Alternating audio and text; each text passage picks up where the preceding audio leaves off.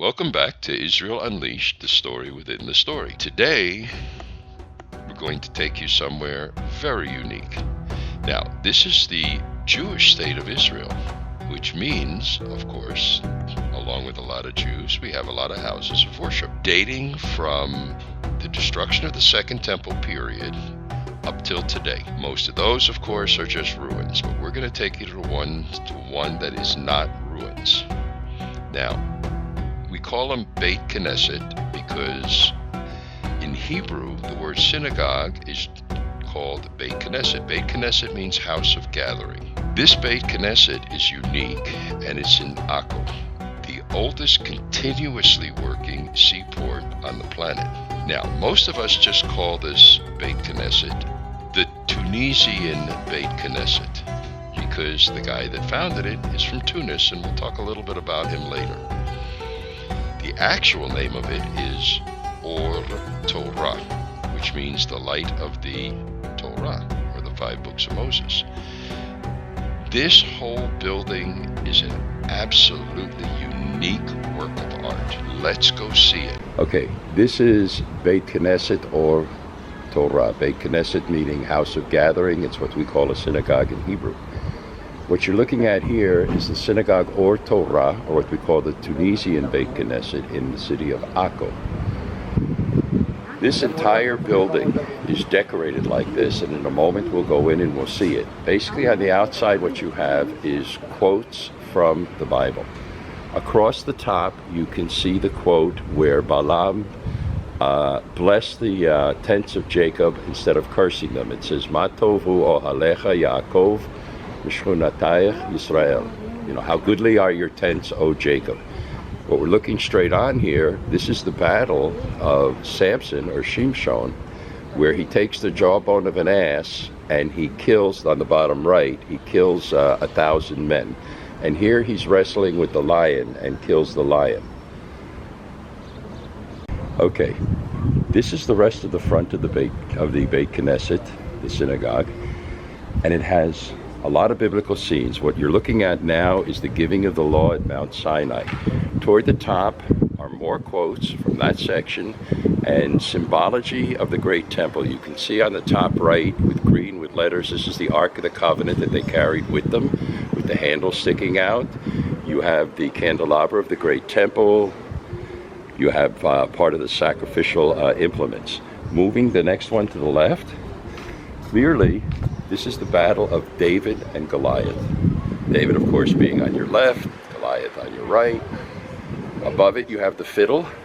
You know, they say David played the harp, but they call it a kinor, which can also be a violin. You have the tambourine, which Moses' sister Miriam played after the parting of the Red Sea in celebration. And you have the book Tehillim, Psalms. The next one over,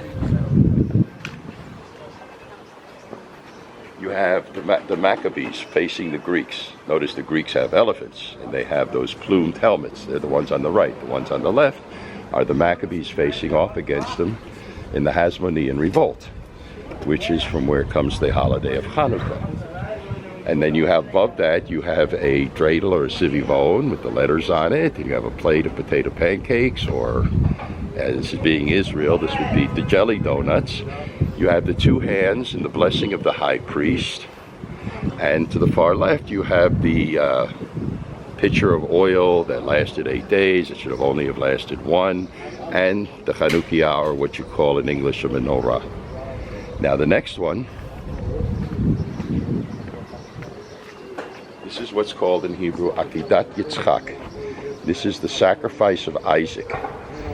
Very easy to understand this. You have Abraham with his knife and his son Isaac being held by his left hand, and the hand of God coming down from the clouds telling him, don't kill your son. And there's the ram that God provides as a sacrifice in place of it. This is the test of the faith of Abraham. On the top you have a rainbow, which is the symbol that God will never destroy the world again by flood.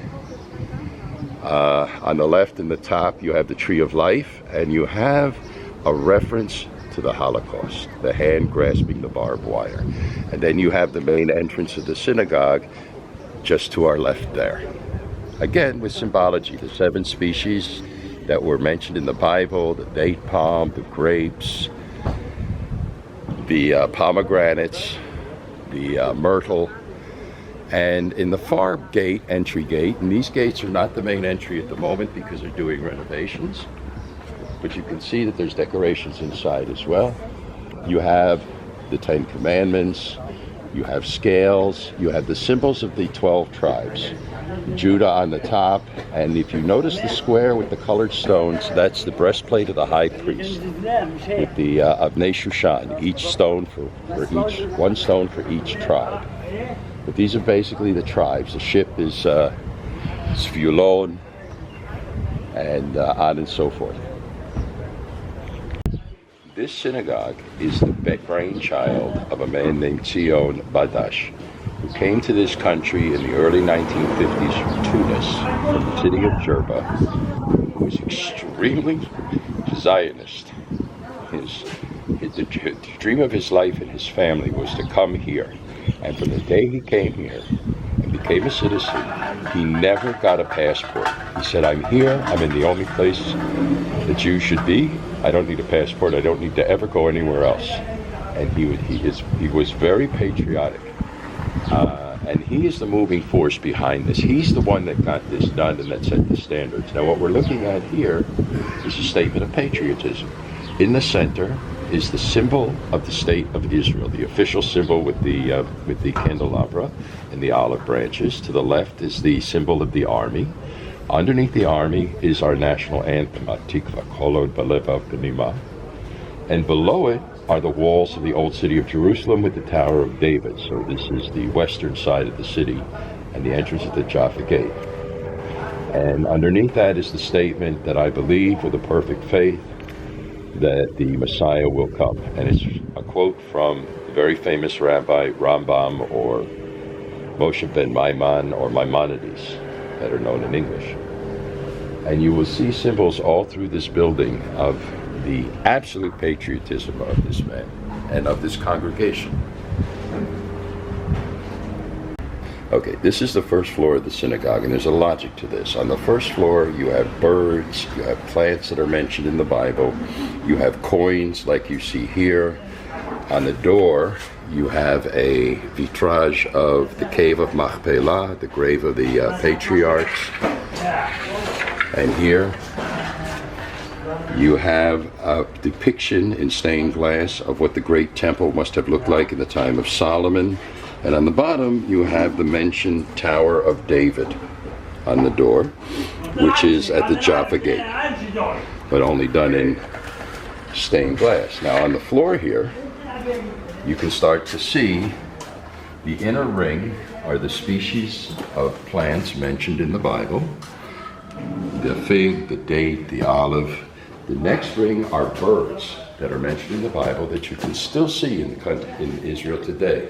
The Nachieli, the crows, the seagulls. These are all biblical names for these birds and accurate depictions on what they look like. And in the outer ring, you have the plants, the flowers that are mentioned in the Bible. The next ring going out. Cat's claw, these yellow flowers. Tzipor and Chatul, and what we call in English cat's claw, and it's a direct translation. And on the last ring out, you have the fish that are mentioned in the Bible. Now up here, you have your ring on the wall. These are various coinages going from the British Mandatory Palestine all the way back what's been found through back to the biblical period. The top ring, you have, and this is really not hard to define, you have the land of Goshen on the far right, slavery in Egypt, you have the drowning of Pharaoh's armies in the Red Sea, you have the spies, you have the giving of the law at Mount Sinai, you have the spies bringing the grapes back, the one set of spies that said this is a great place, you got to go in, when everybody else said you can't go there, giants are there, the spies Moses sent in. You have a map that showed the areas of the tribes of Israel which are marked in Israel today, We live in the area of the tribe of Asher on the top left. And there are signs that will tell you that on the roads. And in the far left, this is a copy of a very, very famous mosaic that was found in an ancient Beit Knesset at Kibbutz Beit Alpha in the Jezreel Valley. That is also the Akedat Isaac, or the binding of Isaac. You can see the child about to be sacrificed, Abraham with his knife, and then you see the goat caught in the bushes, and the hand of God coming out of a little cloud, two hands actually above it. And as we go around the room, you have the parting of the Red Sea, you have the entrance to the land of Israel, it says.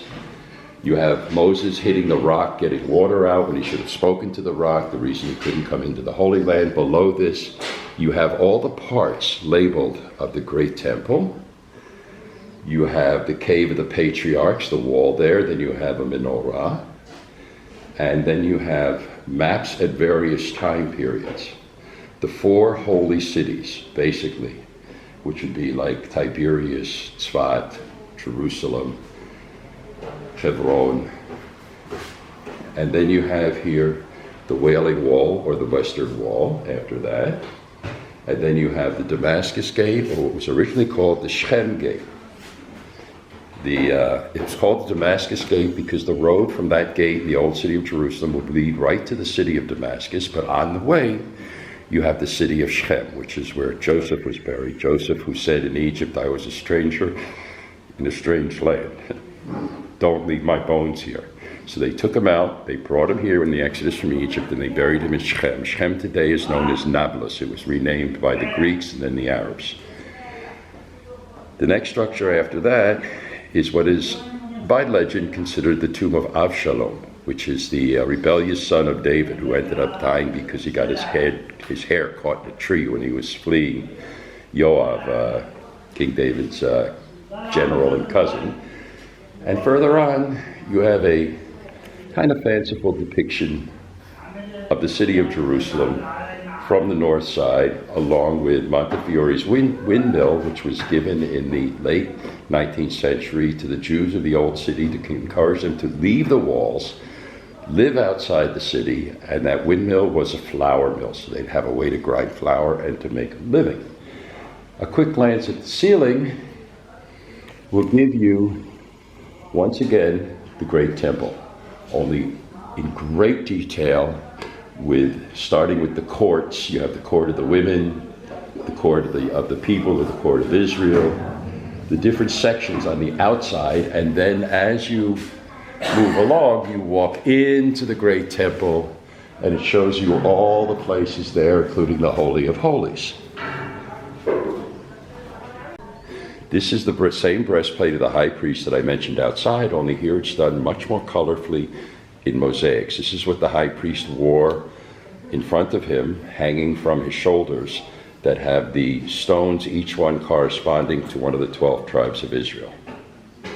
Okay, now on the first floor here in the small synagogue, in the small section of the synagogue, we're going to show you just a panoramic view of what's here. This entire room, every millimeter of it is covered with mosaics, the floor, the ceiling, everything.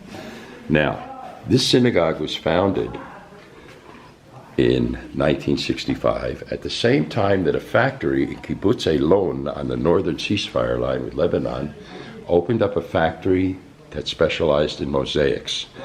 The kibbutz opened it up to give work to the old people of the kibbutz, and today it is a world-class operation that has mosaics all over the world. Now, these mosaics that you're looking at are not the style of the kibbutz. The kibbutz was contracted to make these. They're all done in the style of Zion Badash, the founder. He drew them. He then met with the kibbutzniks. They then worked out all the details, and according to his standards, they made the mosaics and installed them. Now, one of his standards was every stone you see is a natural color. None of these stones have had color added to them, and every single stone that you see, every tessera in the mosaic, is a stone that is found in the land of Israel. Nothing is imported, no materials from China.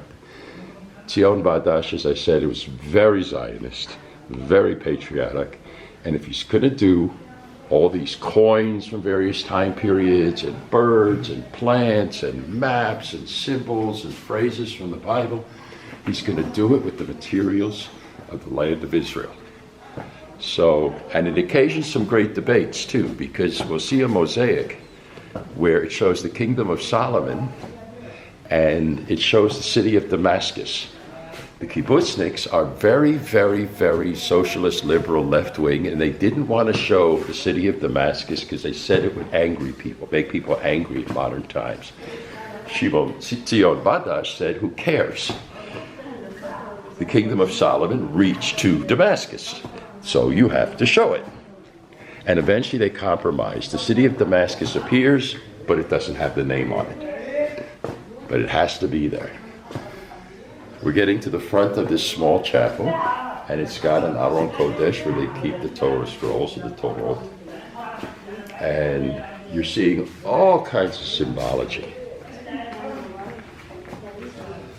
You'll see the harp of David, the musical instruments used in the great temple by the priestly helpers, the Leviim, the Levites, the trumpets, cities of Hebron, symbols of articles that were in the great temple, and of course, on the ceiling, you have maps that include all the major cities of the Bible and of today, including naturally Akko, because we're in the city of Akko.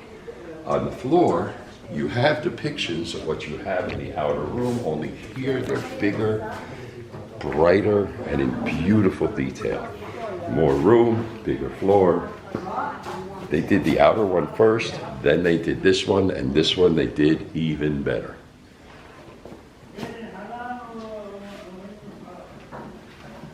Now, on the far right, on the back wall here, what it says in Hebrew is Akko. The city in the area of the tribe of Asher, which is what I mentioned earlier.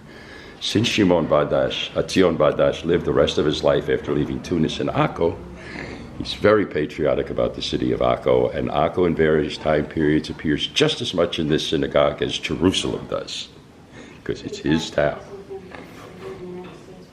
Now what we're looking at here is the very famous saying, remember what the Amalekites did, and don't forget. The symbolism from the top is from the Holocaust.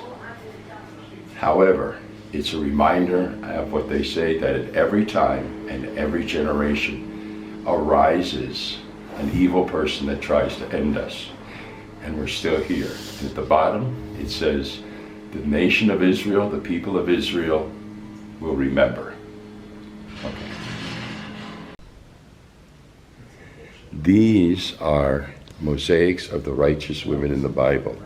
Rachel at the well drawing water, Ruth picking up wheat. These are the famous women of the Bible, and that means we're in the area known as the Ezrat Nashim. Ezrat Nashim is the women's section. Now, this is an unusual synagogue in that it's part Sephardi tradition, part Ashkenazi. In Sephardi tradition, you have in the middle of the synagogue, which you see here, where they read the Torah, and the congregants are all around, and usually it's divided in half, one side for women, one side for men. The Ashkenazim put the Baal Kriya, the Torah reading desk, on a stage where the Arks of the Covenant are, which there are 7 of them, which is a magical number for us, 7 days of the week and so forth. And the women sit above the men. So the Ezrat Nashim is Ashkenazi tradition. The part for reading the Torah is Sephardi tradition. Now, why do women sit separately from men? It has nothing to do with thinking women are any less. If you remember, I mentioned the court of the women in the great temple when we were looking at a mosaic of the great temple. Why was there a court of the women in the great temple?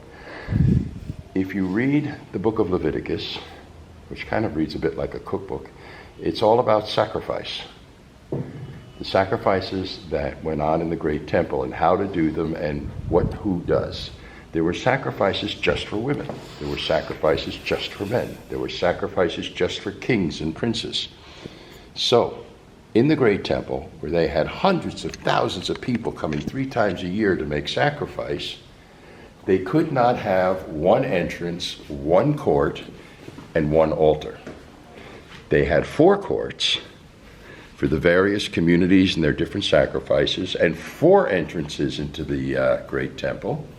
And each entrance told the priests what kind of sacrifices you were there for, and they were set up for it. So when the great temple was destroyed, Judaism preserved as much of the practices of the great temple as they could. In case one day we'll build another one, we won't forget. One of the things we did is, because there's a separate court for the women, as from the men, we have separate seating for women, as from the men. The intent of the separate seating was never to say that women were any less than men. Just that's how it was done in the great temple. Now here in the main sanctuary, it's extremely busy like the rest of the building, but here also you have memorial lights of congregants that have passed. You have prayers for the army, prayers for the police, prayers for the government, prayers for the state, all on the walls in front of us. Everywhere you look is liturgy. And the curtains on the arks are beautiful works of hand-woven art. You have the tree of life. Again, you have the stones from the breastplate of the high priest. You have the robes of the high priest, second from the right. You have the symbol for the army of the state of Israel on one of the curtains, which is, of course, the backbone of the state. Now, in the time of David and Solomon, every tribe took their turn serving in the army and serving in the city of Jerusalem, which was in neutral territory. This is our tradition. Our army has always been us, not mercenaries, not people from another culture, us.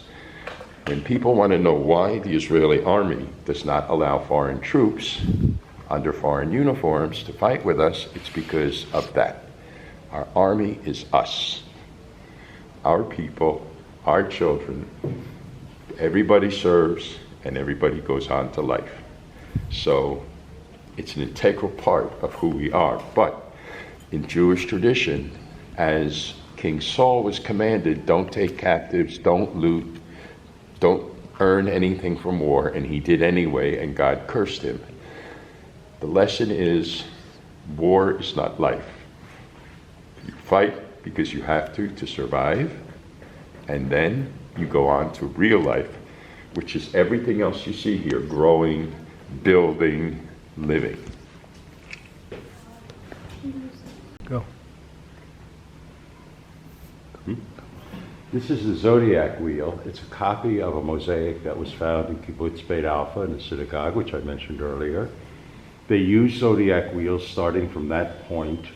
They put them on the floor, and although it's breaking the first commandment, it's technically not, because they purposely made it in an unrealistic way. The first commandment says you don't make copies of things in the heavens above, the earth beneath, and the waters that cover the sea.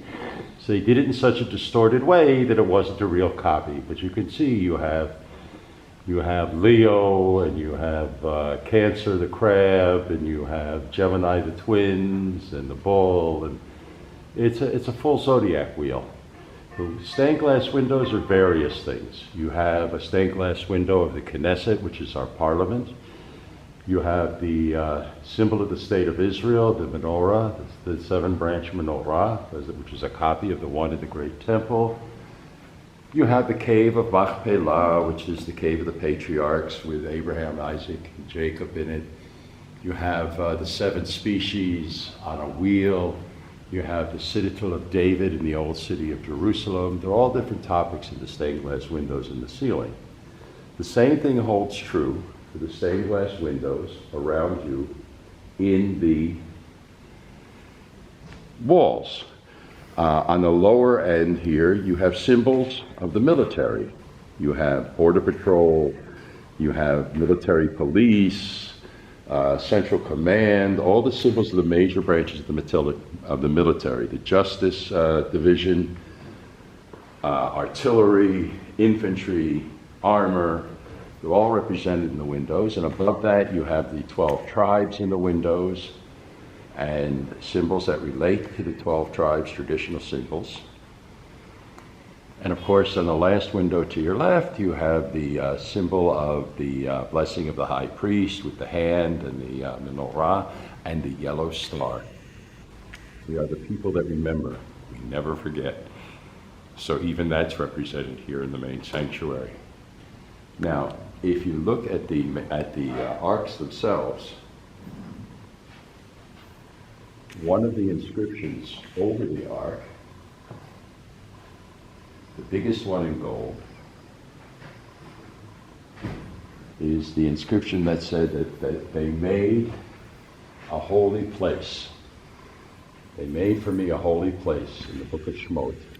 And then in black, just above it, it says one of the most important statements in Hebrew outside of the hero Israel: know before whom you stand, before the King of Kings, the Holy King, blessed be He. What are we doing here in this synagogue? Why do we have a Beit Knesset, a house of gathering for prayer? Because we don't have a great temple, which is where the Spirit of the Lord was represented. So know that here, this is before whom you stand. This is the reason you come here. You come here for the King of Kings, the most blessed, holy be He.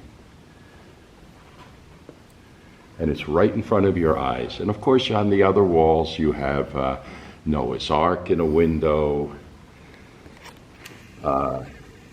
You have Joshua ben Nun, the man with the yellow sword. You have Shimshon or Samson bringing down the pillars. You have the spies with the grapes that Moses sent in. You have the great fathers. And we saw the mothers up above on the Ezrat Nashim, which is now behind them. And then here we have the gates of the old city of Jerusalem with the famous statement, "If I forget you, O Jerusalem,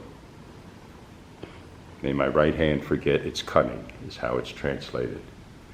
This is the yea by we wept by the waters of Babylon. If I forget you, O Jerusalem, may my right hand forget its cunning. The basic statement that this is us, this is who we are, this is the only sacred place we have in the entire world of Judaism, and even if we're driven out, we will come back. And we have.